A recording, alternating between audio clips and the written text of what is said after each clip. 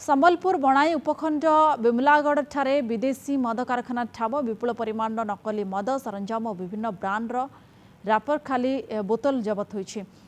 ଅବକାରୀ ଗୁଇନ୍ଦା ଓ ପ୍ରବର୍ତ୍ତନ ଶାଖା ସମ୍ବଲପୁର ପକ୍ଷରୁ ଏହି ଚଢ଼ାଉ କରାଯାଇଥିଲା। ଦୀର୍ଘ ଦିନରୁ ଚାଲିଥିବା ଏହି ରାକେଟ ସମ୍ପର୍କରେ ଅବକାରୀ ଗୁଇନ୍ଦା ସଂସ୍ଥା ଖବର ଦେବା ପରେ ଚଢ଼ାଉ କରିଥିଲା ଟିମ୍।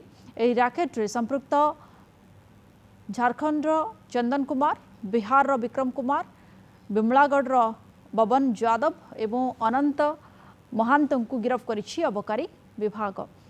पूर्वरु बणाई सहर संलग्न भांगडीही अनुरूप भावे विपुल परिमाण नकली विदेशी मद जबत होइथिला।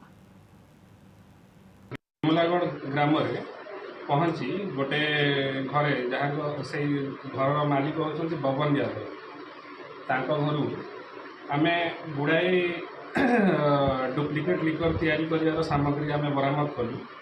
सेठी आमे जड़े दी जन लोक जी थे जो मैंने प्रिपेयर करते डुप्लिकेट विदेशी मद तांको सेठी डिटेन कलु एवं तांको पचरा उचरा करिवारे से घर पार्श्वर थी आउ गोटे घर आमे आहरी किसी तामने सामग्री बरामद कलु।